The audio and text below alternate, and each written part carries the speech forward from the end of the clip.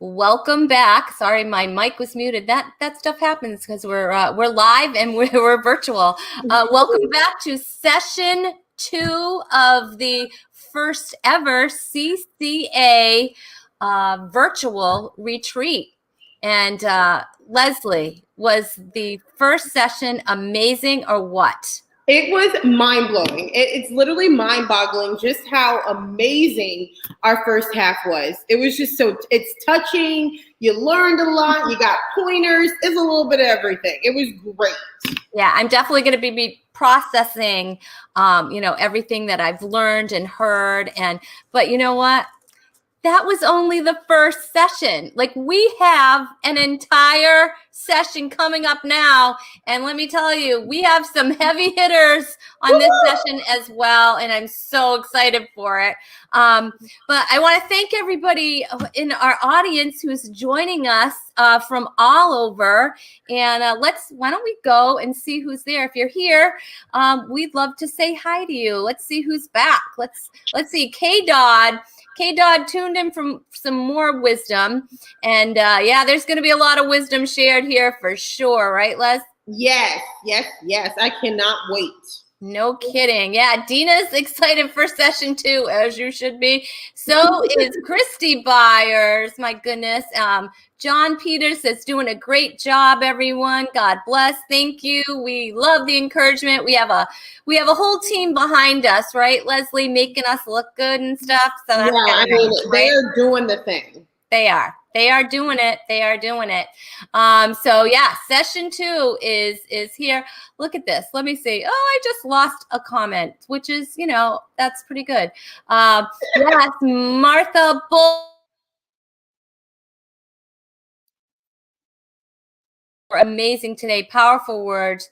Most certainly they were, Martha. Martha, of course, was part of this planning committee. And she's simply incredible herself. But Leslie, why don't we just give just a little tease on what's going to be happening in this session today? Okay, guys. Well, another couple of heavy hitters. I didn't even go as far as to say a few because we have several during this one. And guys, it's going to be amazing. Trust me, this is the best thing that you could be doing with your afternoon. And we're so happy that you've taken the opportunity to join us. Seriously. So let me tell you guys who we have coming up first. You guys ready? I know you're ready because I'm ready. You ready, Rhonda? I'm ready like 10 minutes ago after I ate my last cheese and crackers during the break. I might have had a few cheese. Yeah, see, that was your energy. It's energy. I needed it. And energy. Yeah. So guys, we have someone who I literally admire to the highest. He has a heart of gold. Let me tell you, this man literally called me when I was living in the Middle East. Okay. I was living in the Middle East and he called me in Kuwait to encourage me in my Christian comedy ministry. He had heard about when I had signed up to join the CCA, and he reached out to me and let me know that if there was anything that he could do for me, any questions, any time, didn't know me from Adam, but took the time to reach out to me. So this man is definitely one that shows the love of Christ. Let's just put it that way. So we couldn't be more thrilled to have him speak to us today. He once was voted Seattle's favorite comedian. He has also been featured on Focus on the Family's Date Night Challenge, the Trinity Broadcast Network, also known as TBN, and the Date Night Comedy Tour. In addition, he has been named ITM Live's Best Comedian. He has been sought after to produce content for marriage and family events, which has earned him the title Comedy Familiologist. Pointing back to his desire to connect with audiences from all walks of life, he has performed throughout the country and abroad. And when he's not on stage, he's most likely at one of his kids' ridiculous sports events. So he's definitely a family man. He is. He also spends time at home with his wife, Terry, in Wiley, Texas, where, if you remember, was our last in-person CCA conference. Which rocked, of course. It did. It did. I mean, it did. He is a husband and the father of 6. He's got a thing or two to say about how to navigate life. He's going to inspire us with some great wisdom. Can we welcome Jason Earls? Woo-woo! What's up, ladies? How y'all feeling? Wow. We're glad that you're here. I'll tell you that. We are glad that you're here. It's always awkward to hear your friends read your bio, like all formal and stuff. It's like, see, mine doesn't take that long, Jason, but whatever. Yeah, that's hysterical. Yo, so man, let me just say this to both of y'all. And I'm not saying hopefully I've communicated this privately to you all. That man, I just really admire just yours tenacity and grind. And Rhonda, the conversations that you and I have had and the diligence that you've displayed, seeing that now you're on the 100th plus episode and seeing how God is just using that diligence to blow some stuff up. And Leslie, just seeing your consistent diligence, when I thought I was calling Virginia, not knowing I was calling Iraq to just a few minutes ago. So, yeah, man, just and just your love, for people, the comedian sisters. Appreciate y'all. Oh, thank you, Jason. Yeah, of course, you take this opportunity again with that big heart of yours to put the spotlight back on us. I know. But you know what? No, it's on you now, Jason. So we want to hear what you have to say. And I know so does everyone else who's tuned in. So we're going to give you the floor. Cool. Awesome. What's up, Deanna? What's up, Tina? Round the way. What's up, Heather? So I take that hug as well. What's up, Angela? George Waddles. Okay, I'm gonna turn this. That's my man. I'm gonna turn the comments off so I can just focus on what I want to say, and I'll go back to comments after a while. Shout out to the team for putting this together. I know hearts were heavy and disappointed when I made the call saying, we're not going to have the CCA and Wiley again. So, man, kudos to Dave, to Mike, to Brian, to Leslie, to Rhonda, to Martha, all of y'all for putting this thing together. My title today is called Making the Headlines. And so let me ask y'all this. Wouldn't it be awesome if you got in the midst? I know a lot of us are kind of, not favorable to certain news outlets, but wouldn't it be cool if you got an article, a favorable article about you on the New York Times, the Wall Street Journal, USA Today, and even your local newspaper? That's always encouraging when you are able to make the headlines. What's crazy is what I didn't know as part of the game is there's certain articles that are written about you that you actually can write yourself. That's been one of the most mind-blowing things that the curtains that have been pulled back for me as God has allowed me to climb this ladder, that sometimes an article, a newspaper, or some news outlet, whether it's a magazine, a blog spot, will ask, they say, hey, we want to do an article on you. Do you have a publicist who can write the article for us? Or do you have anybody on your team? And so if you could write the headlines of your own comedy career, of your own life, what would the headline say? What type of, what would you want? No, that's the wrong slide. That's the wrong slide. You would know the kind of number, Mike, the kind of number in order, 1, 2, and 3. What would the headline say? All of us really, whether we want to admit it or not, we want publicity. We want publicity. I'm a mouth dry. I don't know if I said that right. But we want to be recognized because recognition actually gives us more credibility. That's what we want. Yo, as Leslie read my intro, I can't stand my bio. And what I've told certain comedians who are on a larger scale than me, I'm like, yo, you got the credits. I don't. And I realized, like, yo, I like the credits that I had. TBN. If you're watching TBN, I love you. I'm grateful for every opportunity.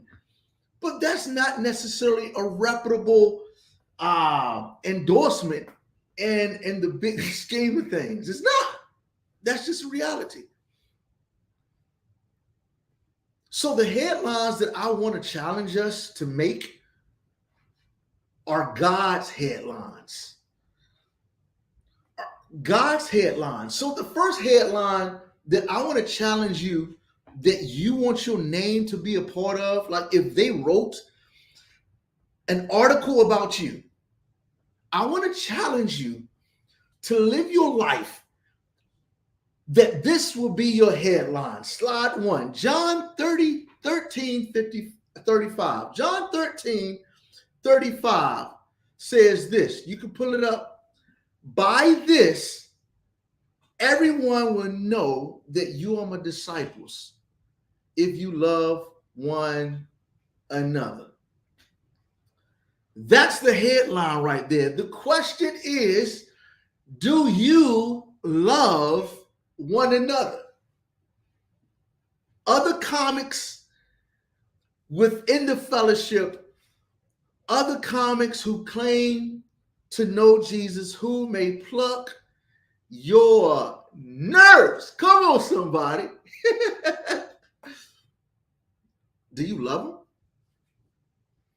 Is this a headline that can be associated with you?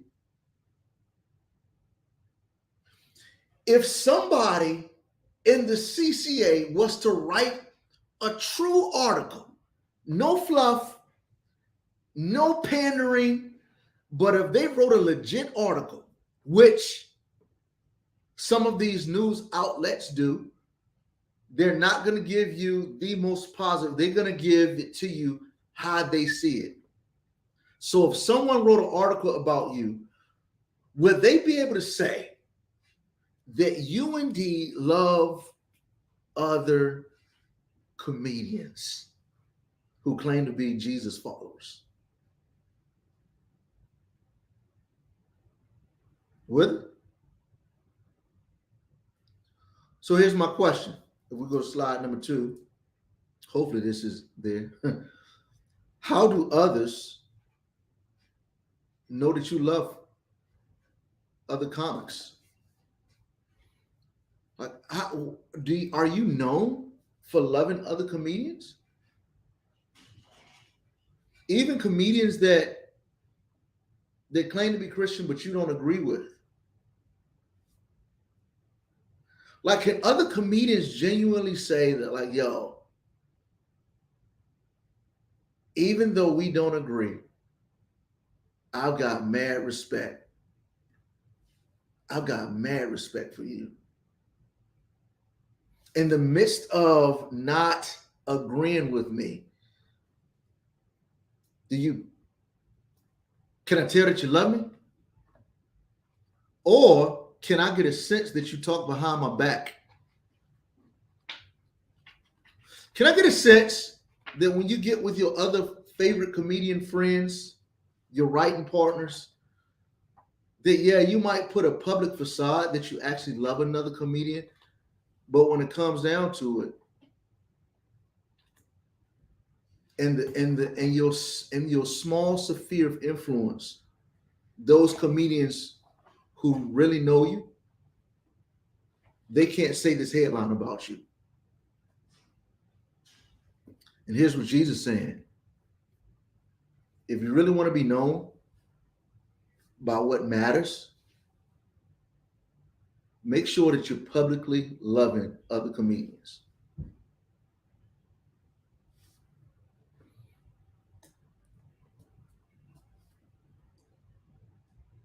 How you doing on that? How you doing on it?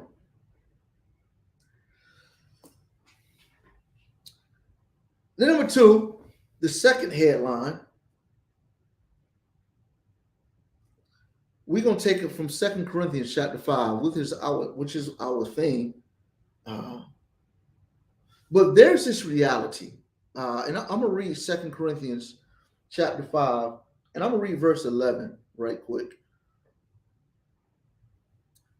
It says, therefore, knowing the fear of God, we persuade men. But we are made manifest to God, and I hope that we are made manifest also in your own consciousness. So here's the idea. What Paul is saying is like, yo, we want to convince you of something. And my ultimate convincing of you, like that I want to convince you, I want to convince you that not that I'm funny, not that I'm this great orator, not that I crush it when it comes to ministry, but I want to convince you that I get that I'm this jacked up individual that Christ has made whole, or is in the process of making whole. I'm not trying to convince you that I'm the funniest comedian on the planet. I'm not trying to convince you that I've got this certain career status by name dropping the comedians that I know. That's not his modus operandi. That's not his number one thing. He says this, we are not again commending ourselves to you, but are giving you an occasion to be proud of us, so that you will have an answer for those who take pride in the appearance and not in the heart. So what Paul is saying, there's some individuals that got it twisted. There's some individuals who get this thing mixed up, that life is all about funny. Life is all about my social media numbers. Life is all about what this particular outward status in. And they're more caught up with that than that was in the heart. And Paul said, yo, I'm not trying to convince you of that. Because I understand my positioning by nature with God. My positioning by nature with God is that I'm nothing. I'm messed up. Even in the midst of having some success, or even in the midst of not having failures, I'm not defined by my successes, and I'm not defined about how much stiff arming I get by the comedy community or by the audience. I'm not defined by that. But here's what this defines me. That God chose a selfish, needy, wanting attention, insignificant person like me, and said, I'm going to clean you up, I'm going to dust you off, and I'm going to make you mine. God chose you in the foulness, I don't know if that's a word, in the foulness of your thinking and your deep pride, your ugly comparing yourself with others, whether good or bad, you're ridiculous, always trying to make people laugh, and you're not funny. Like in the midst of all that stuff, in the midst of your laziness and won't work as hard as your career calls you to be, in the midst of your dreams falling short because of some lacking that you're doing, or in the midst of your career going well, God called you, who on your best day, you would reject him because of the deception in your own heart. And he was like, come in. In the midst of all your failures, he's saying, come in. He's reconciled us to himself. He's brought us back into a right relationship through Jesus. And he wants you to help others do the same. That's the doggone headline. So what, you funny? So what, you're not funny? So what, you're diligent? So what, you're not diligent? Are you one who can help bring others back to God? And here, in the midst of their human neediness, are you one who can bring or being used in a gracious way to help bring others back to him?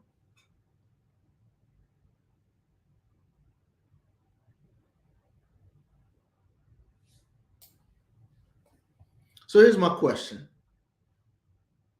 How has Christ reconciled you? How has Jesus reconciled you? What are the worst things you've done that he's forgiven you for? Really, think about it right now. I want you to think about your top 5 worst sins that you've ever committed. You got it? All right, now do me a favor. I want you to think about the top 5 things. Do the top 3 worst sins that you've ever committed. And do me a favor. Type them in the chat right now. Don't do that. Don't do that. Most of us are probably embarrassed to type those things in. You don't want anybody to know those things. You're ashamed of them. And here's the thing. God has forgiven you for them. God forgives you for the top 5, for the top 3 worst sins that you would ever commit. He forgives you. And here's what Jesus says, Matthew 13:34. He says this, the love you've received from me, give it to others.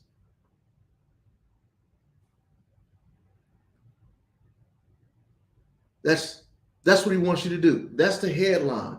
He wants you to be known for loving others just like he's loved you. That's the headline. That you forgave a person and their top 5 things that they could do against you, you forgave them.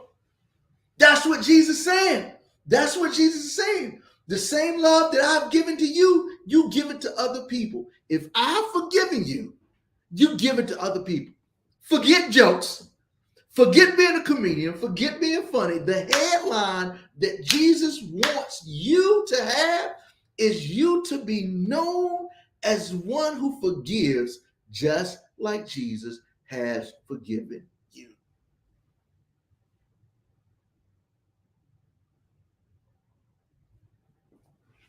Say it loud. And if you're going to be a reconciler, if you're going to be one who forgives others, just like Christ has forgiven you, there's one more thing that you need to do. So one more thing that you got to have an attitude of. And that's 2 Timothy chapter 2, verse 23.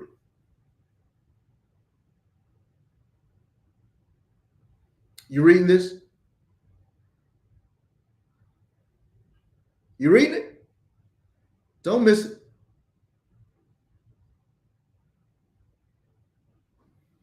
Don't have anything to do, excuse me, with foolish and stupid arguments, because you know they produce quarrels.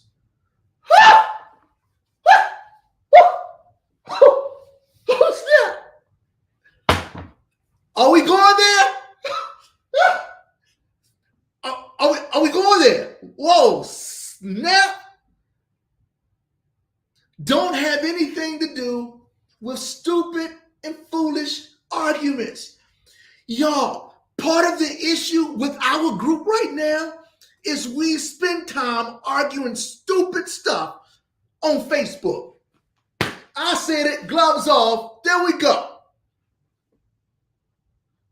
Part of the reason why so many relationships are not reconciled, whether in the comedy world, whether in your own church world, in the friendships around you, in your neighborhood, is because we're having stupid arguments and not keeping the kingdom of God in the forefront. And don't try to bring the politics into it, because at the end of the day, in heaven, we're going to bow to the Lamb. Not a donkey, not an elephant.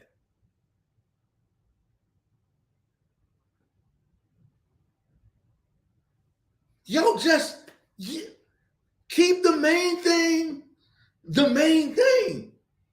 How can you be a reconciler and you bringing up stuff that you know is divided and it's not necessarily straight up kingdom? That's just... And so you're known as a person more, the headlines about you say that you're more known for being an arguer, a debater, as opposed to a reconciler, one who loves. And I'm just saying,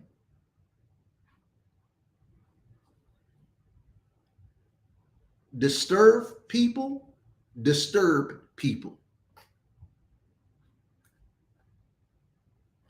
Hurt people are gonna hurt people.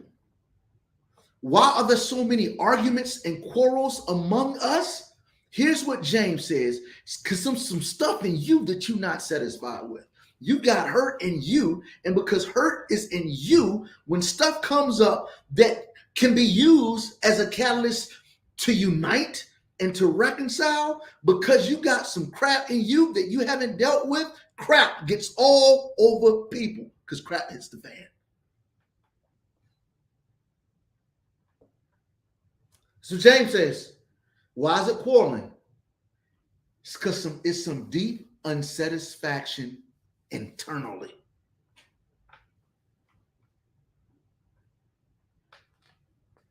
So if you want to make the headlines, ask Jesus to heal your heart. Get some help. Talk. Ain't nothing like calling up somebody like, yo, I'm angry. Help me. Help me see me through this. Because if you're internally hurt, you're going to keep on hurting people externally. If you're internally discontent, whatever people group you're a part of, you will always bring the party down and not be a reconciler. And the headlines about you will be he disturbed the group, she disturbed the group, because they themselves are disturbed.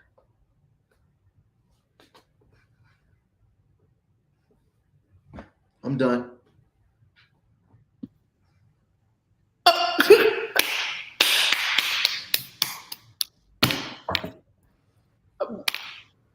Wow, amazing. So much truth in one session. Like, whoa, mind blowing. It definitely was an opportunity to search our hearts, search our minds, and get it together. And guess what, y'all? He had scripture to back it up. I'm just saying. I feel like I just went to church. That's all I'm saying. I was like, preach. I know. Did you see me going, yes. Did you see me? I was like, oh. Yeah, and then there was like, oh. I'm like, okay, check. I gotta check my heart right there. Check my headlines. Yeah. Exactly. Jason, every time you speak, every single time, it's just, I love it. Everybody is just talking about how much they enjoyed, here. Oh, Gordon Douglas. Somebody say amen and out. Exactly, Gordon. I felt that. I felt it. Yes. As Shonda said, what? Shonda said, beautiful, but I ended up clicking on someone else's comment because that's how good I am. But we're not judging that.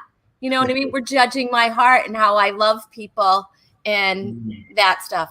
Okay. Lauren Lucille, great job. Jason, wow, awesome. Yeah, I know. Can you believe this was actually a free event? I know. Right? Like legit, this is like top dollar stuff we getting right here. That's if we apply it. That's for sure. All right. So anybody who has any questions for Jason, we're going to have a little bit of time to do some questions and answers. We're going to start off with Chris Roop. Whoop, whoop.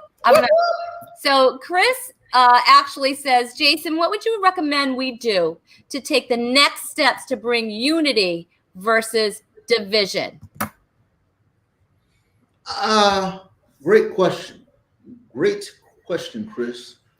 I would say and I don't know if this is a alley-oop question or a sincere, like I'm sick of being amongst disunity. But I would say, man, it takes authentic relationships with people who you're not unified with. Anybody who knows me knows when people come to me with problems, the first question I ask is, have you talked to that person?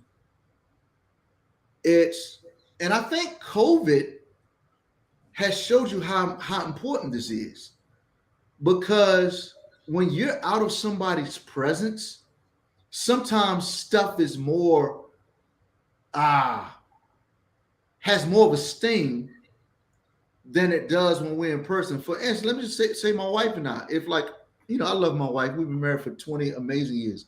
I love that woman. And I ain't gonna tell y'all how much, because it'd be weird for y'all. But sometimes when my wife and I are away from each other, there's certain things that are better, and there's certain things that are worse. There's certain things that, I'm like, I might take offense to certain things when she's away from me, as opposed to when she's in my presence. So I think when I'm with her, certain things like, oh, that really didn't matter like it would have elsewhere. So I think COVID has set up for our nerves to be plucked a little bit more. People, road rage is more, is more what's the word? Is more present now than it was before. So I think it's, man, like, be in people's presence. If you can't be in the presence physically, sometimes this stuff helps. There are people that I've had problems with, and then we jump on a Zoom call and we're like, yo, why was I tripping? My bad, I wasn't. So I think presence physically, and then also I wish we would have been able to have a CCA conference early this year, because one of the main sessions that I was going to do was help us learn how to facilitate tough conversations. And I think in particular, most of us in the comedy arena, a lot of us are kind of weak emotionally, and don't take that as an insult, but a lot of us are sensitive emotionally. For sure. I think creatives are very, very sensitive and very emotional and very passionate. Right. So when you're that way, tough conversations, especially you listening and taking in feedback, is a little difficult. So Chris, I would say we need to learn how to do that. Because we're not called to be perfect. Like Christ does the perfecting job. We're just called to be faithful. And if I'm faithful to you and being in relationship, and I'm faithful to the love that Christ has called me to, then I'm going to work at a relationship and not necessarily give up. There are conversations that I've had a bunch of times with fellow comedians.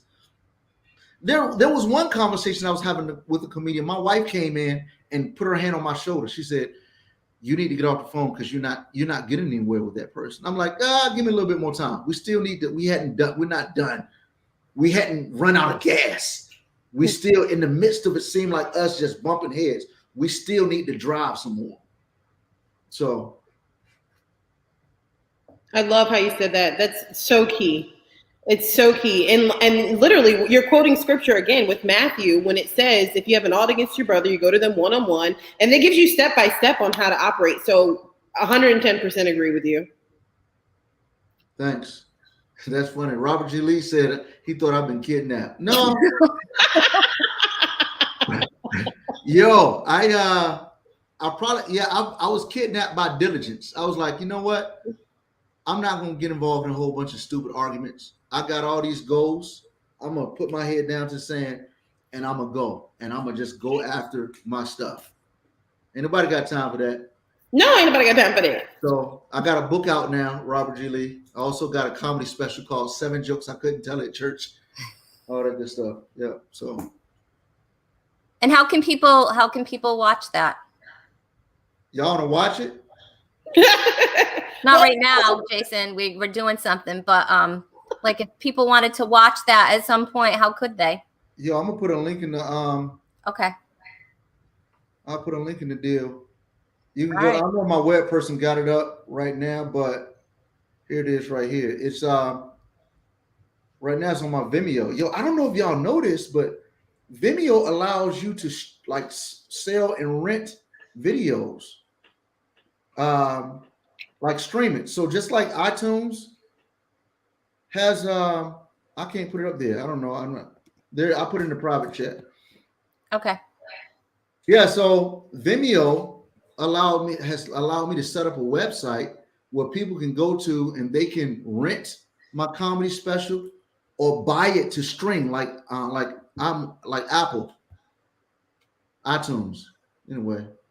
Yeah, little I sound like nugget. an old man. Y'all get what I'm saying. Well, yeah, but and I'm glad you said that because someone had put recently they had asked that question like in selling DVDs and moving in with the times of the way things are nowadays, and I was telling them about like subscription models. So that's great to know that Vimeo you can do that. So I know a lot of times people get discouraged with selling their DVDs at their merch tables, but Vimeo apparently would be a great avenue. Yeah.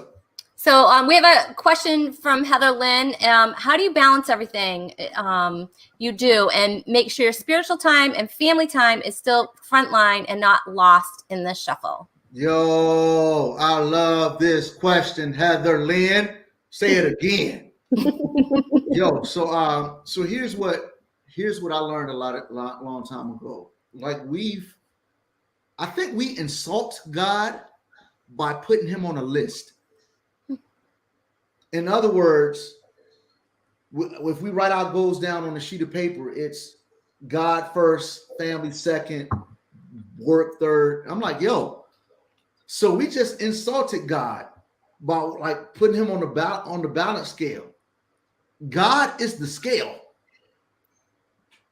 Like there are moments when J. Oswald Sanders says this: a spiritual leader does not use ministry as an excuse to neglect his family. Neither does he use his family as an excuse to neglect ministry. Mm. So there are moments, Heather, when God will say, dude, stop working. Spend time with your family. There are moments when God say, dude, you spend enough time with your family. Your family is almost on the verge of becoming an idol. You know, you are on the verge of just becoming a dude who's just a henpecked dude who's letting his kids or his wife run him and not me.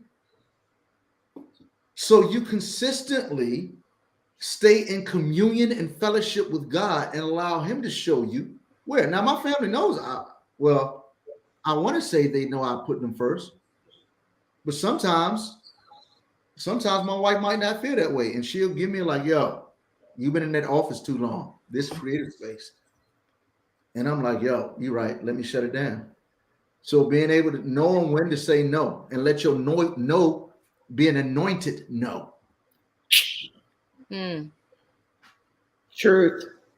That's good. That's good. Jason, you know what? There's so much more that we would love to hear from you. And hopefully, as was kind of mentioned, I think maybe even backstage that, we do something like this or have some kind of communication going on. And I know Chris had asked, the question, which I'm trying to find again. So that's why I'm kind of stalling, about facilitating tough conversations. I hope eventually you could do that talk. And, I'm just, since I'm here and nobody can stop me from saying that. Sorry, David Pendleton. But hopefully we can, have something like that in the future where we all meet together again and we can hear from you, because I think that would be a great discussion that I would love to, hear you talk on. So I guess we're going to keep the ball a-rolling, as, we say. I don't know who says that, but anyway. But Jason, awesome. Yes, Thanks. as per usual. Thanks. Shout out to Chris from San Francisco. We see you, man. And all right. And we will remember what headlines do we want to write. So I want to keep that right in the forefront of our minds. All right, Jason, thank you so much for joining us, and we'll see you soon. All right. Yeah, a holla. All right, Leslie, look at that. All right, we're back, but this is just this day. There's just been so much amazing information to try to process, and wow. I'm going to go to sleep tonight with a full head and a full heart. That's for sure. For sure. I love that. A full head and a full heart. That is so good. And knowing me, it'll be a full stomach too. Yeah, that'll probably happen later on. We don't have to talk about that. All right. So next up, you might know him from being the chaplain of the CCA since the very beginning, Leslie. I know. It's craziness. I don't think anyone has devoted more time to caring for, nurturing, praying for, shepherding, and encouraging people in the CCA community than this man right here. His example is what it means to be a servant leader, and I think that's a lot of what, if we were to write his headline, that's definitely what it would say. He's been married to his wife, Dawn, for 42 years, you guys. They have 5 natural children, and they've opened up their hearts and homes to a whole lot more. But mostly, importantly, Gordon is someone who lives and loves to laugh. In the 70s, his comedy skills took him from nightclubs in Philadelphia to Hollywood, and then he ended up in ministry. A wild thought soon came to him. He didn't have to give up comedy for the ministry. He could do both, often at the same time. So he's been a model to us and the CCA community ever since. And even though he couldn't join us live today, he's going to come to us via video. So let's watch Gordon's challenge from the chaplain. I thank God for every remembrance of you all, and I pray for you with joy. Hi, it's Gordon Douglas, and this is today's challenge from the chaplain. Are you ready? The word today is connected. We need to stay connected any way and every way we can. If we've learned anything during this pandemic, it's how much we need each other. So do whatever you can to stay connected. One of the things I've been doing is making these daily word from the word videos. Number 2 is I've been trying to call a ministry leader or a comedian every day just to say, hi, how you doing? And let's pray together. If you haven't gotten a call yet, you need to check in with me. And I got to tell you, I called a real ministry leader the other day, a man that's a little older than me that impacted my life. And in tears, he said, Gordon, you're the first person to call me in a year. A year. My heart was broken because I have just a little bit of a gift of mercy, but I also have a little tough spirit. And I said, Pastor so-and-so, I said, take a look at your phone. Does it have numbers on it with buttons and numbers and letters and stuff like that? He said, well, yeah, of course it does. And I said, then you call somebody. You call somebody. Don't sit there in self-pity whining because nobody's calling you. You get out and call someone. I'd love to call you. If I haven't yet already, I would love to call you. Just let me know. Get me a number. But don't wait. Call somebody. Enjoy that fellowship. Share the burdens. Lift each other up. All those good one anothering verses. But here's the warning, the real challenge from the chaplain. As good as this fellowship is, as much as it's needed, please don't let it become a substitute for your time with God. Do you see this? This is what God wants for you. He rejoices over you. He delights in you, and he longs for you, for intimacy, to draw you close. And I don't want you to miss that. And we find so many things to get busy, getting bookings, doing this, writing podcast blogs. We're doing all kinds of stuff. But are you spending more time with the Father? Are you enjoying his presence? Do you sense the Spirit moving more than you ever have? There's some good stuff happening, folks. And without this, you're going to miss it. And it's one of my number one prayers for the last 10 years. Lord, please don't let me miss what you're doing. He's doing some good stuff. Do you know that? There is a remnant that is rising. There is a revival that is already happening. And there is a harvest that's coming. If my prophet buddies are right, and I think they are, we are headed for the most exciting times the world has ever seen. The best days of the church are still ahead. So that's my challenge for you today. Enjoy your fellowship. Stay connected. Pray that we can all get together soon. But please don't miss your time together. Hey, if you need to be encouraged, check out some more of my Word from the Word videos. I got a brand new YouTube channel. How's that? But don't just check me out. Check in with the Father. In his presence is the fullness of joy, and he'll make known to you the paths of life. Psalm 16:11. Man, that's good stuff. We need to be close enough to hear his heart and then get ready to listen for his orders, because there's some great stuff happening. And that's today's Word from the Word and the challenge from the chaplain. Can't wait to see you all soon. May God's best blessings be upon each and every one of us in Jesus. Bye-bye.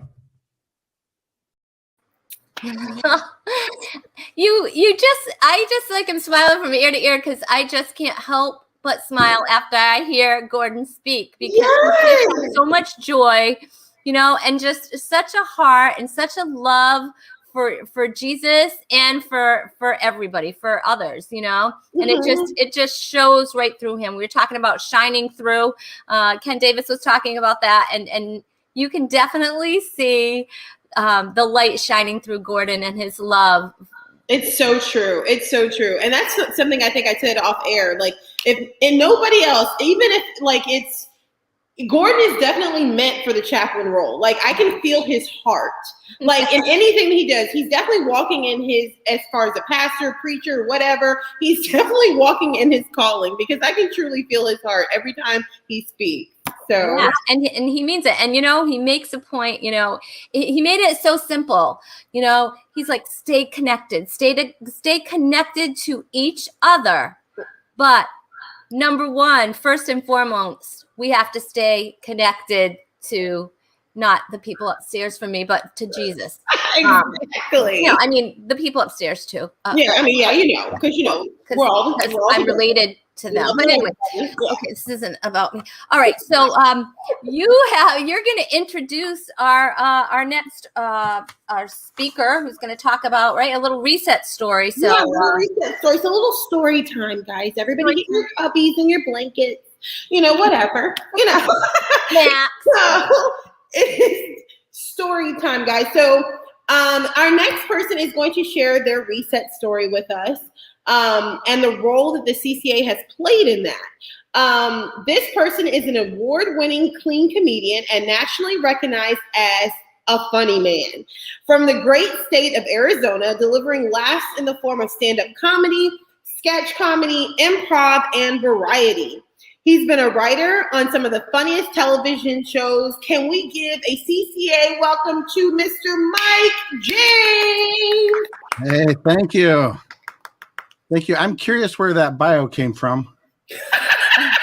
We made it up. We made it up. I think it was a marketing guy a long time ago, and for some reason I keep finding that bio in lots of introductions. But thank you, Leslie. Thank you. You are awesome, and thank you, Rhonda. Also, you guys are doing a great job. Well, thanks. Thank you. I mean, we know it's very hard for Mike James to compliment people. It is. The closer you are to me, the harder it is for me to compliment you. well, I'm glad we aren't close. Yeah, because me and you be fighting, Mike. Okay. That's right. That's right. Mike's doing a great job today. You are. You're all killing over Facebook. Thanks. Thank you. You and Brian too. There's a lot of people behind the scenes here today, and so thanks to all of them. So what a blessing the day's been, right? I mean, we've had so many great things. Paul's music, first of all, start us off. It just like, pulls at your heart. Ken Davis's powerful message, Jeff Allen, his encouragement and just his heart. Jason, of course, reminding us, everybody, what it's all about and keeping it real. Gordon is always just amazing. I do want to say thanks also to David, Pendleton, Chris, Brian, everybody else that put so much work into all of this, including you two. It's just, it's definitely been a labor of love for everybody, but everybody just put in a lot of work. So thank you so much to everybody for putting this all together. And there's more to come. There's a whole bunch more. Sorry, I forget I'm supposed to do my reset story. I'm just excited about all this, and we've been working on it a long time. So I thought you were stalling. No, I will share it. This is my reset story. I didn't start comedy till I was 40 years old. That's still quite a while ago, but I was 40 years old, and this is a story of just reminding you that God knows what he's doing. There's a reason it wasn't until I was 40. There's things I needed to learn and understand first. And for some reason, I need to keep relearning that God knows what he's doing. I don't know about everybody else, but that's a lesson I find myself having to relearn all the time. And he clearly does. When I first started doing comedy, in fact, I found myself in bars and clubs, and eventually even cruise ships and casinos and stuff. And I was lucky, and I had a lot of great opportunities early on. Did a lot of corporate events and some churches too. I had faith. I grew up with faith, and I still had that faith. But I wouldn't say that I was really, at that point in my life, was not really walking closely toward God. It's hard to explain, but I feel like I was walking kind of with him, but not turned toward him like I should have been. Anyway, it was like 12 years later, I went to CCA in Atlanta, I believe. And I thought CCA was just a Facebook group, but then I saw they were getting together, and I thought, well, I'm gonna go out there and see what this is about. So I did. And I went to my hotel room that night after the first day at CCA, and I broke down. I realized a couple of things. One is I realized that God's gift for me was not for me; it was for him. It was a point in my life I needed to really understand that his gift to me was to be used to glorify him, and that's really what his gift was meant for. I spent that night in the Word and in prayer, and for the first time, going back to a hotel room on the road and not watching TV or catching up on my marketing stuff or talking to my booking manager or any of that stuff. I just focused on God, and I reset my walk. I refocused everything. So I went from focusing my whole career on comedy, my comedy career on success financially, and I had to reset that. Like I said, I was now serving God with comedy. It was about using his gift for his glory. Even when I'm in the clubs, even when I'm at sea, even when I'm in an environment that's not a church show, that's what it is for. That's what it's about. And that's just a lesson I had to learn. And it was CCA that really helped me reset that. So I was asked to share a reset story, and that's really what it was. And I've shared this with a lot of the CCA members. I actually, several years ago, I was invited to come over to Shonda's house one night after a CCA day at CCA. And I remember telling, there's a lot of intimidating people there. There was a lot of the leaders from CCA and others. And I just felt like I had to tell them how important CCA was, like they didn't already know. It was just really important for me to let them know this matters. This really matters a lot. I know it changed a lot of things in my life, but I just knew that it had that ability to impact others also. not just comedians, but imagine comedians being out there performing for people and you've changed their hearts. The impact that has, the thousands and thousands of lives that has, that impact has on, it's just, it's like anything you do in your walk, but as entertainers, we have a special ability to be able to impact a lot of people at once. And I just really came to understand that. So when I'm on the road now, I still watch TV sometimes, but my priority definitely is God and spending time with him and knowing that he's the reason I'm there. He's the reason that we do what we do, or that I do what I do anyway. So this last couple of years with COVID and all that, and CCA, is still here and devoted to still serving its mission. When I reached out several months ago to kind of find out where we were on things and talking to some of the leaders and stuff, I understood that there's just so many things happening. And Jason, he served for longer than any other president, and he had to step out, and so there was just kind of an opportunity there to figure out, okay, what direction are we going to go? And so it kind of understood that we wanted to refocus on faith, fellowship, and encouragement. That was really the main mission of CCA to begin with, is just to encourage each other. And so that's kind of how this all happened eventually. But you have to, part of that is the encouragement part. The fellowship and encouragement is huge in that. The thing in CCA that hit me the hardest was I'm not alone. I didn't realize that. I knew there were other Christian comedians out there and all of that, but I realized I'm not alone in being a comedian out there performing as my career and having faith. You'd think I was alone based on my experience at that point, because there just weren't others out there, not many anyway. And when I encountered the CCA and sat there and went through the amazing worship music and the testimonies and everything, I that's what really hit me the hardest. So it's that connection with other people. And like Gordon said, call somebody. You have a phone, reach out. And I want to invite anybody listening to this that you can always reach out to the CCA. And if without any other method, send an email to info@christiancomedyassociation.org. Anytime you need encouragement or help or anything. It's not obviously not a counseling organization or anything, but we're here. And I think every member of, I speak on, when I say we, I speak on behalf of the members of CCA, not the CCA leadership or any specific person, but the CCA exists to encourage each other. So reach out. So like Jason says, like his message just was, it's time to reach out. And Gordon also, that message of reach out, connect to each other. That's just so important. So I'll wrap that up and not talk too much more, but I thank you again to everybody that's worked on this. Everybody's worked so hard, and I so appreciate it. So that's it. Wow. Thanks, Mike.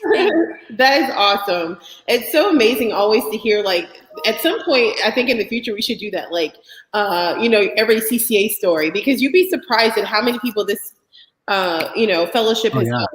Yeah, because I'm right there with you, Mike. It made all the difference in the world. So yeah, it turned. I turned a 90-degree corner, 180-degree corner. I should say. Yeah, I hear you. But I definitely refocused my walk and everything. And as soon as I got back from that first time, I told Brian Kohatsu, I said, "You got to go to this." And I told my pastor. So they both started coming the following years, and of course, I met some great people. I met, just tons of great friends that we still get together and laugh online if we have to, but from all over the country. And so anyway, yeah, it's been a huge blessing.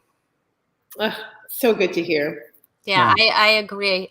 We are so very fortunate to be a part of CCA and to have, just to have the friendships that you form and people doing the same thing that you're doing, but not just that. It's way beyond that, because it's people who are following Jesus. That's what it comes down to, and people who have the same the same love, and are doing this with the same motives that you are doing this, or or want to be doing this from, I should say. And if you're not, it's a great way to get redirected. So, Mike, thank you so much for sharing your story. You got it. And, and for being my best friend.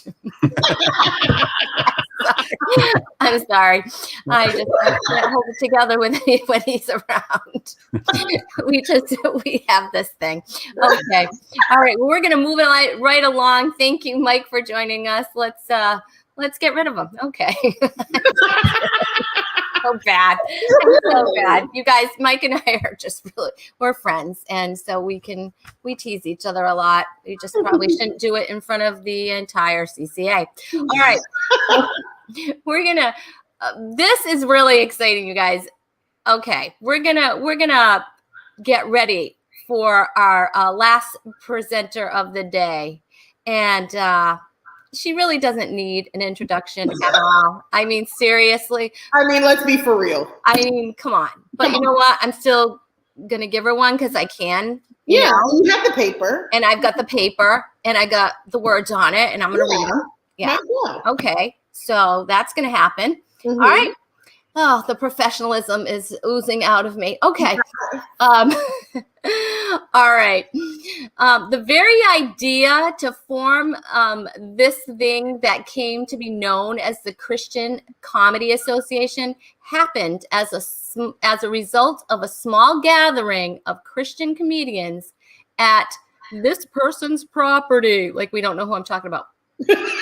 A place that she calls the Funny Farm for over 20 years ago. A stand-up comedian, television hostess, a television hostess. She's not a television. She's a television hostess, an author, and now an actress. She's channeled her life experiences into positivity, bringing laughter to audiences around the country. As the Recording Industry Association of America's best-selling female comedian, whoop, whoop, her hilarious take on life is easily relatable as she publicly opens up to her listeners about times of darkness and depression in her own life, drawing humor and good from every situation. She's been a part of the planning committee for this virtual gathering, and we are so thankful for the insights and wisdom she's offered. There's so many, it's almost like it's a plural, and the help that she's given to make this event happen. Please put your CC hands together and welcome it's Shonda Pierce, everybody.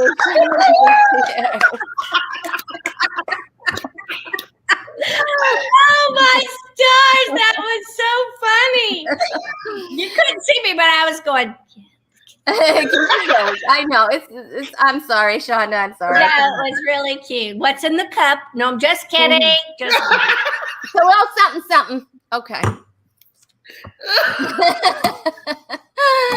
Shout out to my church. There you go. No harm in that. You girls are doing a great job. It is not easy because you don't want to step on your speakers. You don't want to step on somebody that's wanting to ask a question, and then you look and the question's stupid, so you try to pass on. Or the question is what he just answered 5 seconds ago. I'm screaming at the screen going, I think we covered this. You all do it with such graciousness because you're much better Christians than I am. Trust me, I'm not. But it's good. And it's been really good. I do hate that we're not together in person, but can I be honest with you? This is not a bad idea we should do our in-person thing once a year like we do. But this little gathering could be a quarterly thing, only because, if I may be so honest, the first few comedy conferences, we would have 200 and 300 people. I mean, it kept growing and growing. We didn't know what we were doing. And I'll be honest with you, I would go home with grocery sacks of people's videos. I have little cabins out at the Funny Farm where I host missionaries and their families and pastors and their family. Every little cabin out there has stacks of videos. Because, and a lot of it was, we saw it as a wonderful opportunity to be heard. And for those who were traveling on a bus or were at a little bit of a level above us, we wanted to be acknowledged. We wanted to be noticed. And I get that. I totally get that. And so then we started trying to figure out a way to facilitate that. How do we let them perform? And, maybe we do get producers to come in and watch, or pastors to come and watch. Maybe it is a great place to buy talent, for the lack of a better word. And then that, that thing came and went like that. We're always navigating, trying to find where the Lord is going to lead us, or where he's leading us, or what we need to do next, just to make things better for the comics. This, taking all of that out of it, where you could just talk, where you can send a question, where it's not about being seen, or it's not about an audience and making the room laugh all the time. That's probably what's been powerful for all of us with COVID. For the first time in a long time, some of us have had to just sit and have no one that laughs at us. And sometimes that can be very, very, very revealing. Yeah. Interesting. It's so true. That is true. It's so true. Yeah. And I'm not sure where I'm supposed to look at. If I look right here, does it look like I'm looking at you? It does. If you look like there, it's better. Yeah. There, right like this. That's good too. So when I look at myself, that's right. Isn't it weird? I know this whole virtual thing is very strange, but thank God for it, because of it, we are able to connect in this manner. And so we're excited to hear what you're going to talk to us about. And Leslie and I are going to go off screen and probably eat snacks. I was eating snacks while y'all were talking. If you said cheese and crackers one more time, it kept making me hungry. Well, great minds think alike then. Yes. Right. All right. Shonda Pierce, everybody. Thanks. It is good to just chat like this. And I'm the only one that can see me. I mean, you can see me, but I can see me. I can't see you, which is so weird about learning this whole virtual reality that we're all in. My time here today is to kind of reiterate all the things that we just heard. And it's very interesting how the Holy Spirit begins to weave together the messages that he has layered on top of everything that is said and everything that we're doing. Ken Davis and I talked about what our messages would be like. And it's very interesting that we both chose the story of Lazarus, and we didn't know each other were going to go in that direction. His approach to it was absolutely miraculous. If you didn't catch it this morning, go back and watch. And then my approach is very similar in the way that he said there were elements of that story that's always been amazing to me, and has taught me so much. So the first thing I want to talk to you about is a little bit of my background that you may not know. I had been doing what I do for about 15 years, maybe 16 years, when I hit the wall running, and I became deeply and darkly depressed. There's a lot of reasons that they gave for that. It was the onset of menopause. Maybe it was childhood trauma catching up to me. Maybe it was just simply overworked and dead tired, and I did not say no enough. And I listened to Jason Earls almost with tears in my eyes when he said, it's the anointed no.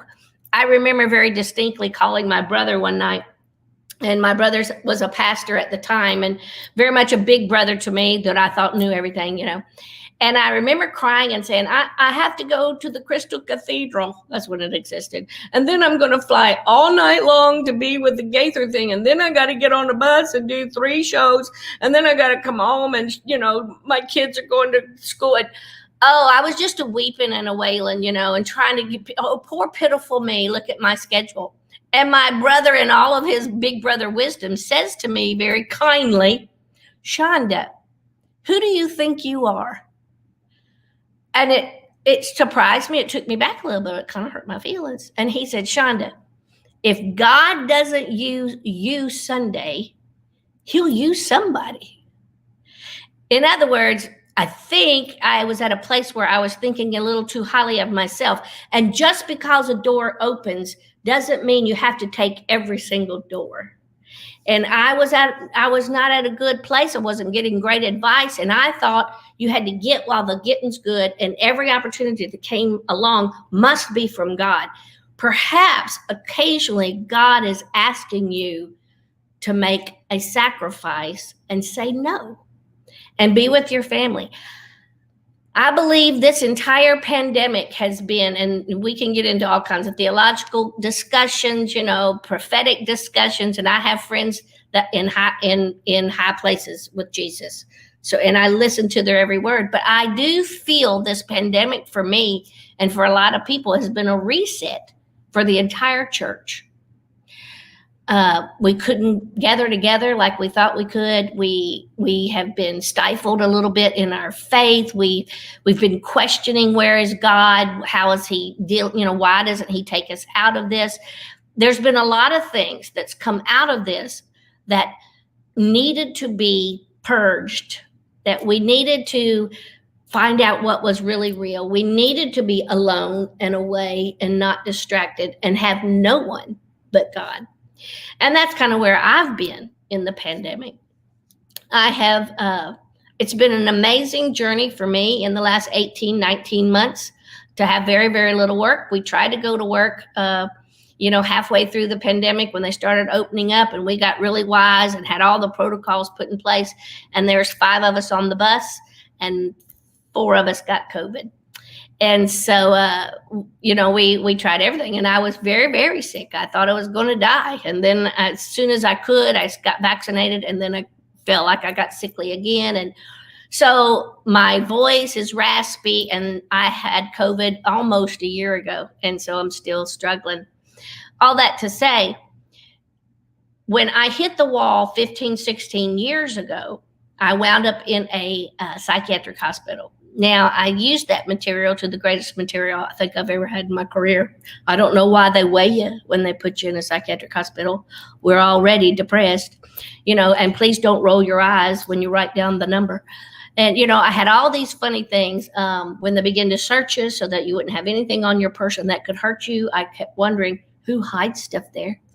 And so I had all those little funny jokes out of it. 2 very, I think, very important projects out of my career came from that. A documentary called Laughing in the Dark came from that. A book called Laughing in the Dark came from that. And out of that period, I saw God use the pain for his purpose. I didn't like it, and I would like to have a different testimony, please, Lord. Maybe how I get married again, live happily ever after, and then I could really glorify the Lord with that. But God is in the business of taking our stories and making truth out of it, making and getting the glory from it. And that is what the Bible is filled with, is stories. So all the things I learned in a psychiatric hospital and the medicines I began to take, and getting in tune with my body and what my body is saying to me, and saying no when I need to say no, and giving myself permission to take a rest. All of those things were put in place that in 10 years later, when my husband died, I had these tools, this arsenal, these things that I had seen God work through, and the things that I went through. Those were the very lessons I needed to make it through this very dark, very alone time in this pandemic. So God is so wise. And what Ken David said, and I wrote so many things down today listening, God's plan goes beyond your lifespan. God's plan goes beyond your story or what you might think your story is. And the Bible is filled with people's stories. I love that when Jason Earls was talking about our headline, he talked about how Jesus recognized people's pain. People want to be recognized. And I think a lot of times we want our pain to be recognized. So we know that we're not alone, or that someone can just put an arm around us or pat us on the back. And God began to use the pain of my life even more so than anything I ever tried to be funny talking about. And so that brings us to the stories of the Bible. And one of my favorites is Lazarus. I love so many aspects, and a lot of this is what Ken pointed out. I love that in the NIV, and I can't remember what it was. My Bible is so tattered. I just can't get rid of it. I have so many little things written down in the margin. The 11th chapter of John and the 17th verse, it says, and on his arrival, Jesus found that Lazarus had already been in the tomb for 4 days. I will, a little funny aside, I have take many trips to Israel, and I'm very blessed to do it. And it's something all the Christian comedians need to do this today, sometime together. It would be the funniest trip for all the guides out there in Israel. Maybe CCA will sponsor one. But in one of my trips to Israel, we were allowed to go to Bethany. It's not always that you can do that. Sometimes it is not a safe time for the enemies of Israel. And so, but this particular time we got to go to Israel, and I actually went in Lazarus' tomb. And I used to make a joke all the time about 30 Tennessee rednecks all, crowded together in this one tomb just so that we could say someone stinketh. Because the Bible goes on to say he had been in the tomb for 4 days, and they were worried that when Jesus came, he would smell him. I think that's funny. I love some of the different versions of the Bible. The message is hilarious. But anyway, Bethany was less than 2 miles from Jerusalem, and many Jews had come to Martha and Mary to comfort them in the loss. Lord, do I know something about that? I have lost both parents, 3 parents, a stepdad, a real dad, a biological dad, a mom, both my sisters, my husband, my grandparents. I only have one sibling alive, and he and I aren't looking all that great. But all that to say, and when you have a funeral, everybody gathers together and brings food, which I have had 8 funerals in my life, so that would explain a lot of the weight. Says Mary heard that Jesus was coming, and she went out to meet him. But Mary stayed at home. I used to think a lot that Martha ran out to meet him to moan and groan, which is what she did, and said, if you had just been here, what took you so long? We sent for you, we sent word, and you waited 4 days. To me, it seems like she was just in a stew. And I've been there before. Lord, really? Why now? Why? I don't want any more testimony. I don't want any more story. If you would just show up and in this pandemic, look how better the world would be. But God had a plan for the pain. Then I love the part that says, and Mary stayed home. Many, many years ago, someone prophesied over my life, and they kept saying this one thing over and over in the prophecy: be a Mary, not a Martha. Oh, if I could have figured out what they were saying, and I would have paid attention to that, I probably wouldn't have wound up in a psychiatric hospital. But as you know, Martha was always the doing. And Mary was always the one that would just fall at Jesus' feet and just soak it all in and wash his feet and dried it with her hair. She was just there in awe constantly. And I'm sure Martha was in the background going, someone needs to make the biscuits. Please get up and help me. And she even went to Jesus at one time and complained that she was doing all this work, and yet Mary's just sitting around and listening to Jesus. And he chastised her a little bit and said, both of you are equally beautiful, wonderful servants, but what she's doing is in due time and needs to be done, and that is soaking in a little Jesus time. So I used to think that Mary must have stayed in the house because she was a little hurt. She didn't run and meet Jesus. But after listening to Ken today, I wonder if she stayed in the house because she was absolutely confident that he would show up, and in due time, he would do what Jesus does. And that is the miraculous. I still believe it's true, though. We got to be a Mary and not a Martha. We don't panic, and we spend every chance we can at the feet of Jesus to prepare us for what is to come. And so Martha said, I know he will rise again in the resurrection in the last days. Yeah, I know what you're saying. And Jesus said to her, I am the resurrection and the life. He who believes in me will live even though he dies. And whoever lives and believes in me will never die. Do you believe this?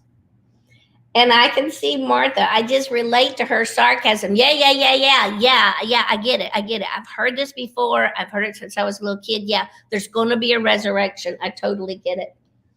And yes, Lord, she said, I believe that you're the Christ, the Son of God, who was coming to the world. And after she said this, she went back and called her sister Mary. The teacher is here and he's asking for you. I feel like she just went and go, I've had enough. He is not here in my heart. He is not seeing my pain. You know, you try to reason with him. I tried to tell him he should have been here days ago. You try to go reason with him. And Mary ran after him. Now, what's interesting in the grief process, when a moment happens in the room, I can remember when my husband died, and it was just before they shut the coffin, and that's always a hard part at funerals. And I remember they shut the curtain so that I could have a private moment, and I needed it. And the chapel was full of people, and they shut that curtain. And I remember my girlfriends that I went to high school with that are like sisters to me. They were so worried, and they jumped up, to come to the curtain, to get in there, because it was my moment to just let go and sob and say goodbye. And it was just my private last moment. I'm going to cry with my man. And they were so sweet and so tender, but they were in a panic that they weren't there. And by the time they kind of got to the curtain so that they could come in there with me, I was done. And they shut the coffin, and I went back to my seat, and I looked at him. I said, no, I'm fine. But it's interesting that when a disturbance like that happens, so I can imagine when Mary, and they're all there to comfort, and she is just sitting in a corner, and Martha is frustrated because she's got biscuits to make for all these people. And that's what you do when people die, you fix food. And Martha's frustrated. She goes, he's asking for you. You go out there and deal with him. And she jumped up from that moment of grief and ran outside. I love the thought of that she was quick to run to Jesus. I think that's where we should all be from time to time. I don't know what you did to stay afloat in the pandemic. Some of us have struggled financially. For me, I've struggled emotionally as well. I worked 327 puzzles because I learned to keep my mind occupied. I went through a couple of Bible studies with some local friends that could come in. What have you spent your time doing and waiting on?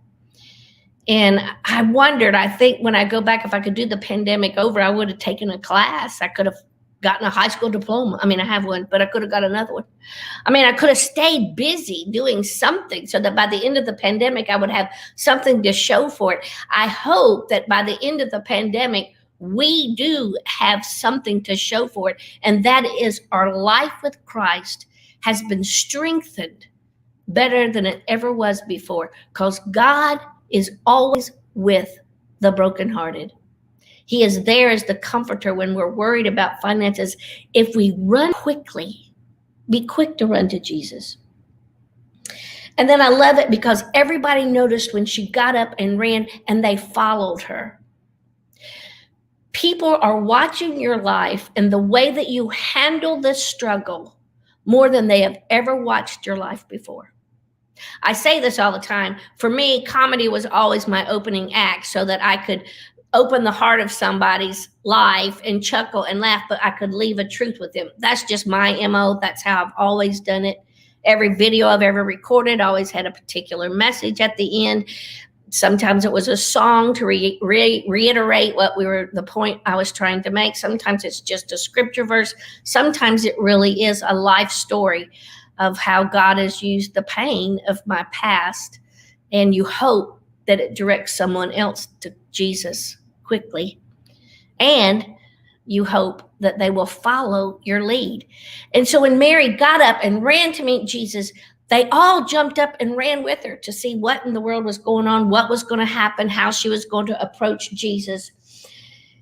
And now Jesus had not yet entered the village, but was still at the place where Martha had stomped off and left him. When the Jews who had been with Mary in the house comforting her noticed how quickly she got up and went out, they followed her, supposing she was going to the tomb to mourn. And when Mary reached the place where Jesus was and saw him, she fell at his feet, and said, Lord, if you'd just been here, my brother wouldn't died. And when Jesus saw her weeping, and the Jews who had come along with her, they were also weeping, he was deeply moved in spirit and troubled. Where have you laid him? He asked. I love how Ken pointed out so much that he was troubled. Probably you're right, for several reasons. He was troubled that they didn't around him realize yet that he was the Son of God, this miraculous being that would change all of this by the snap of a finger. And I think maybe he was also sad and troubled because the people he loved were crying.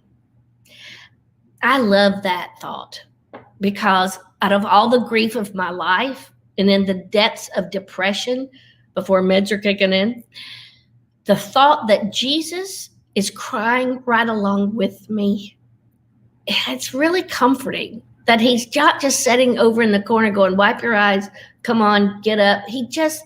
Sometimes we just need that Jesus hug, and he's really good at that.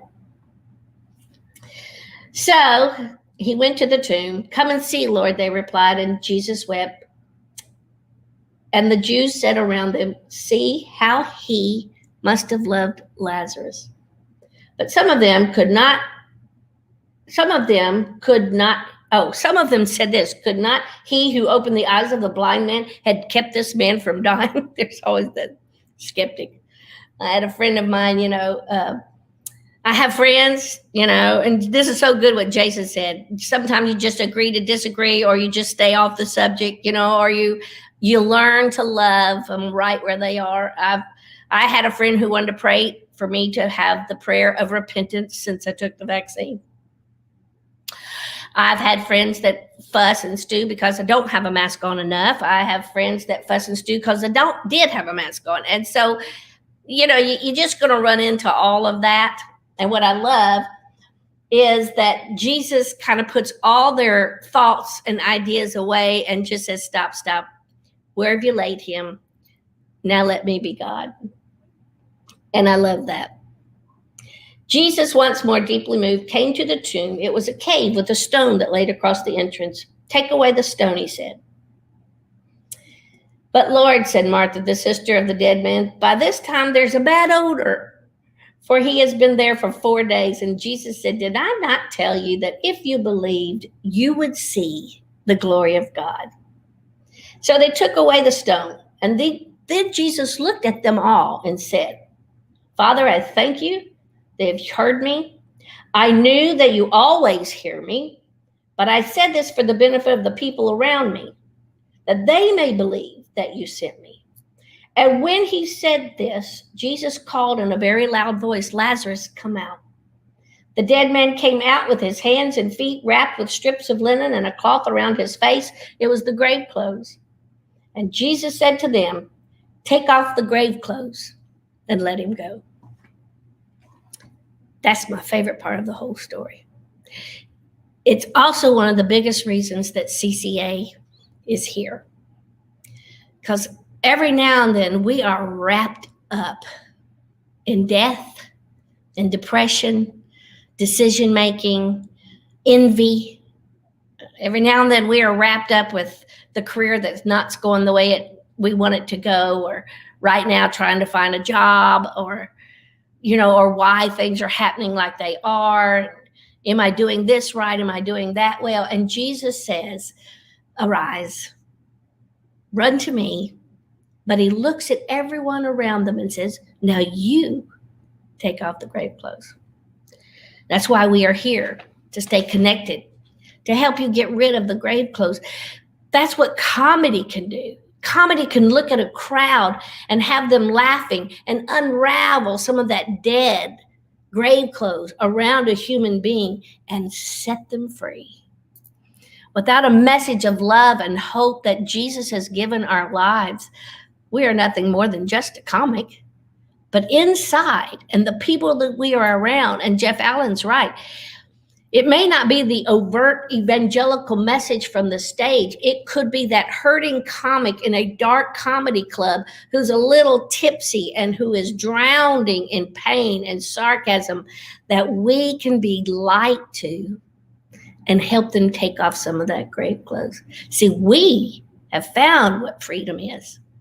And we still struggle with getting one more strip off and one more thread hanging down, hanging on us. And Jesus is telling the body of Christ, take off the grave clothes. You do that part and set them free. I love that. I love you guys. I think that was all the connection I made with the whole day. Staying connected. Be a Mary, not a Martha. Refuse the right to be right sometimes. And help one another reconcile. That was it. That's the shortest I've ever talked in my entire career. So good. So good. Oh, I'm telling you, that hit home. It seems like the whole like reset thing is just perfect with every speaker that's come up. It's like we're putting Jesus back as the foundation. It's like the core.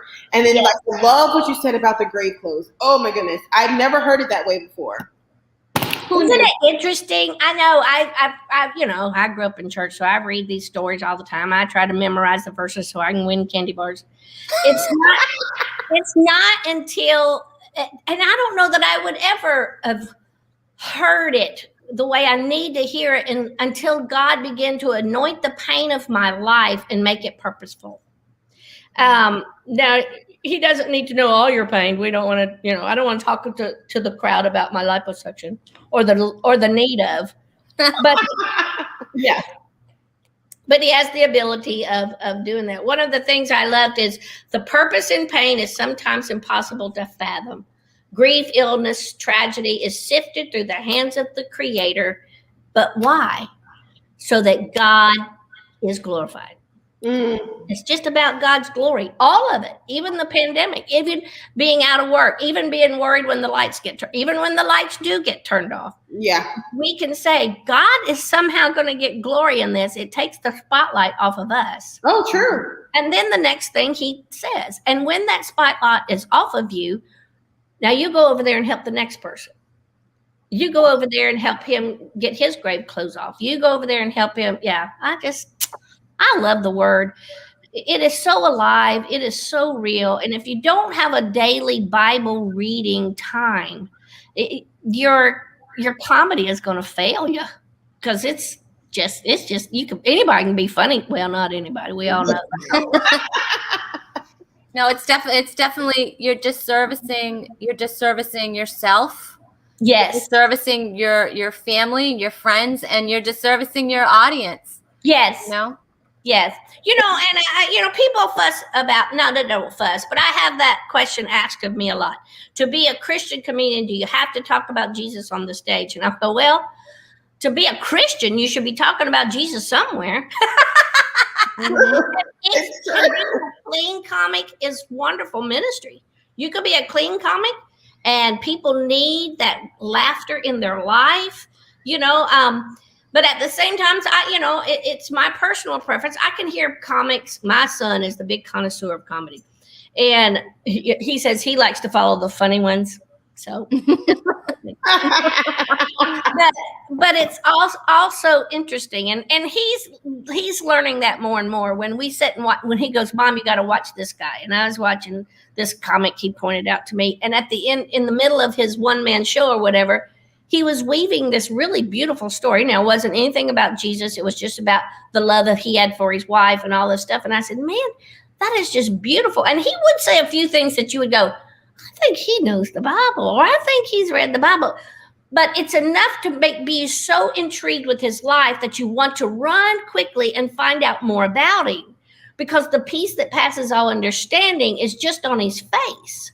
And so I say that to comics all the time. Now, if you call yourself a Christian comedian, then maybe there is this more a little more overt, sharing of Christ in some way, in some form or some fashion. But if you want to be a clean comic, you can be a clean comic and a Christian. You just can't be a clean comic and not Christian. Well, right? You can't be forget it. I know what you're saying. You can be a clean comic and not be a Christian, but you can't be a Christian comic and not be a Christian. Is that Well, what you can't be a Christian comedian and not be clean comic. Oh, yeah, that too. That would mess up your witness a little bit. That would do a couple of things. Yes, that would definitely do that.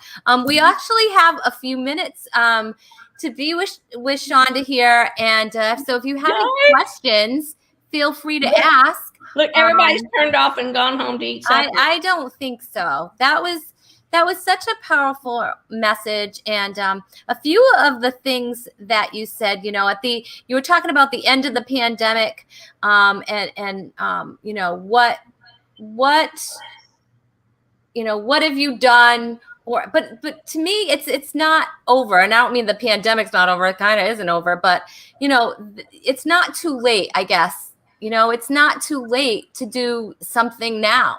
Oh, yeah. My pastor's Sunday, I go to it's not little anymore, but a little Free Baptist church out in the country. And his message was just about random acts of kindness, that in the pandemic, and this, not to get off subject, but in the pandemic, we relied a lot on our virtual stuff and our Facebooking and our social media. And what happens, I think two things happen. One, we forgot the whole rest of the world could hear us too.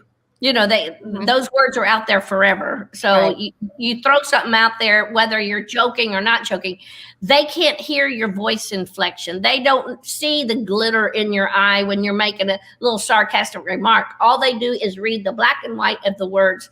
And sometimes those words can come across ridiculously harsh and stupid. And so you have to remember, they're not seeing your face deliver the line. And so so you have to be careful. And then I think after a while in the pandemic, we just got lonely and just thought we would just talk and say anything and give our opinions and without thinking, without really thinking it through. And that is a little bit of the danger of the Facebook and all of that stuff. A lot of the stuff that Jason Earls says, I so resonate with. And I used to say this on the CCA Facebook thing all the time. When people would make a certain comment about Black Lives Matter, or they'd make a comment about Democrats or Republicans, and everybody, my political world was very out there with everybody, but my comments about other people that didn't think like me, they have to be flavored in the love of Jesus.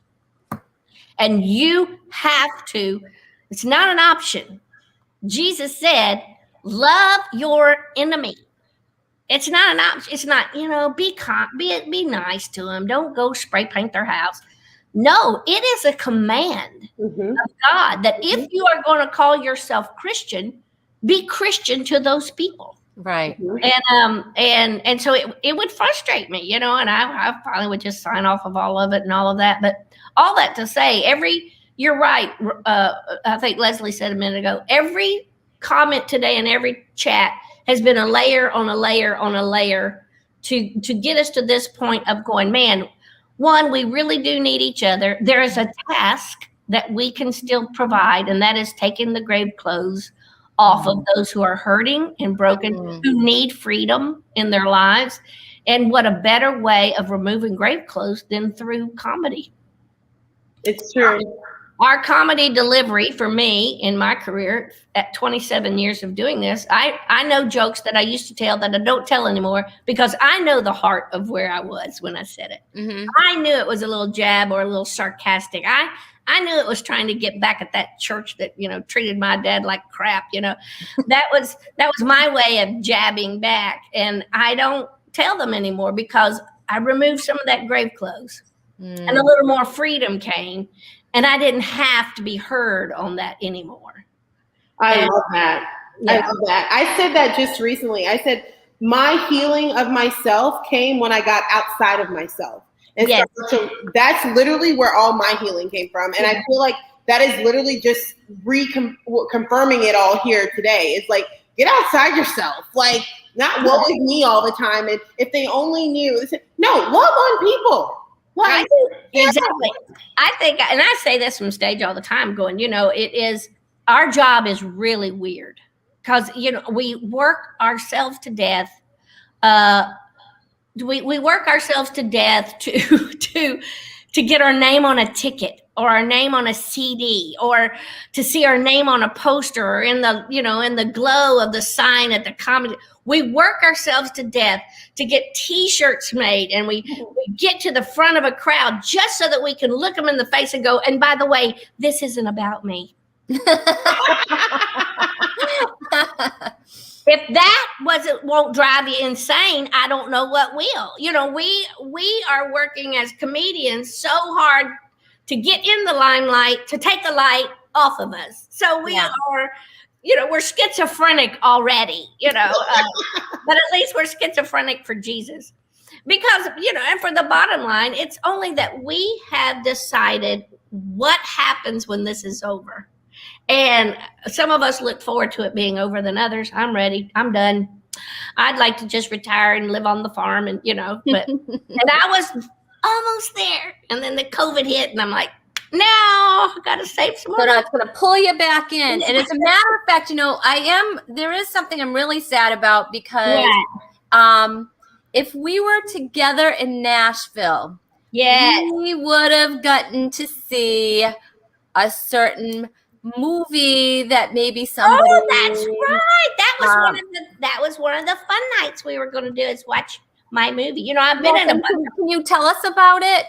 Well, I was in a lot of Hallmark movies, and one time on one of those Hallmark sets, one of the directors said, "Have you ever written a movie?" And I said, "Oh, by the way, I have." And I can remember telling my manager, "Goes, you can't show them that. That's not even ready." And so I went to Martha Bolton, my husband and I, with Martha. We were all good pals, and we had this idea. We were telling Martha about it, and we told her the story, and we had part of it written down. And Martha goes, "This is not a script." I'm like, "Well, we don't know how to write a script." So she helped us put it all together. And what we had originally written is that I am a Walmart greeter, and I have to win a karaoke contest because my house was falling in a sinkhole. Well, this Hollywood man says that's way too expensive. You can't film a house falling in a sinkhole, because if this is going to be a Christian movie, you ain't got no money. We couldn't get Walmart on board because they didn't like my politics, at the time. And then we couldn't get, so we decided I'd be a waitress at Cracker Barrel, and then we couldn't get Cracker Barrel on board. So we just made our own restaurant. So now the script is Chris Dowling, who's a great director, and he took the script and refined it so that it would be workable. And so I play a waitress who has to win a karaoke contest because my house is in back taxes and going to get repossessed or something. The best part of the movie, I mean, it's funny. It's got funny. I'm not the funny person in the movie, because that's how I just played the lead role, and I'm serious. I got some funny, quirky things, but everybody always expects that everything I do is going to be like guffaw funny, and I'm really not that funny. But the movie is one of the favorite parts of the whole movie, and this only Christendom will get it, but it's coming out this spring in the movie theaters finally. But in one of the karaoke scenes, Michael W. Smith sings Freebird dressed like Billy Ray Cyrus. No. That is worth the price of admission right there. That's so awesome. It was hilarious. And I owe him greatly for that. And he's a good Talk about a favor. Yeah, oh my gosh, it's so funny. But there's some really funny scenes with the karaoke stuff. There's some of my comedy does come out in some of the script, here and there about online dating and all of that. But it turned out really good. The bad thing is it was all filmed right here in my hometown because, I grew up here, and so they just give you the keys to the city. That's the worst thing to ever do, because now when the pandemic hit and we couldn't go in the theaters, there's not a day I go to the grocery store that somebody doesn't say, "When's that movie coming out?" I am so tired of hearing it. I know. So when I'm dead, it'll be a movie in memoriam. Yeah. When is the movie coming out? Hopefully this spring. We were going to do a little sneaky preview for the CCA people. I know. Figure out how to do that. Yeah. Just because that scene with Michael W. Smith is so good. It is so funny. It's so funny. So it was hard work. And, we've had Michael Jr. I was in a movie with him called Selfie Dad. Leland Clausen has done a couple of movies. He's hilariously funny. It's hard work.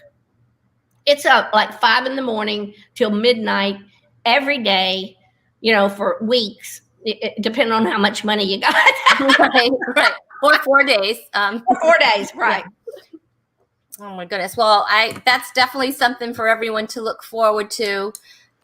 This day has been absolutely amazing. It has been a good day. Wow. I can't believe it. I'm so thankful that we didn't just say, you know what, let's forget it. And that, that everyone rallied together to just bring this to, to everybody online. And thank you, Shonda, for, just giving your time and just, as always, and just, you're the reason that we have a Christian comedian, Christian Comedy Association to begin with. So there's a lot of people. I'll never forget that first little time we got, I would get emails all the time about how'd you get to this point or how do you do that point. And so I got contacted by Mike Williams and he said, hey, a lot of people, we've got this little fellowship we try to do on a writer's room or something like that. And I said, oh, well, I got a farm, everybody's welcome to come out there. And Dan Ruppel came. And a lot of people didn't know who he was as years go by. And I almost cried because I had Isaac Airfreight albums, in my room as a kid. I also had every Bill Cosby album, but that's a whole nother story. But I just couldn't believe it. I was like, my first thought was, oh my gosh, you're alive. And, but it was so sweet, to, have him there. And so it wound up about 45 people. And most of them were from California. There were new comics I'd never heard of or been doing comedy clean and been doing Christian comedy. And I remember the first time I ever heard the phrase Christian comedian. And because I was like, they have that?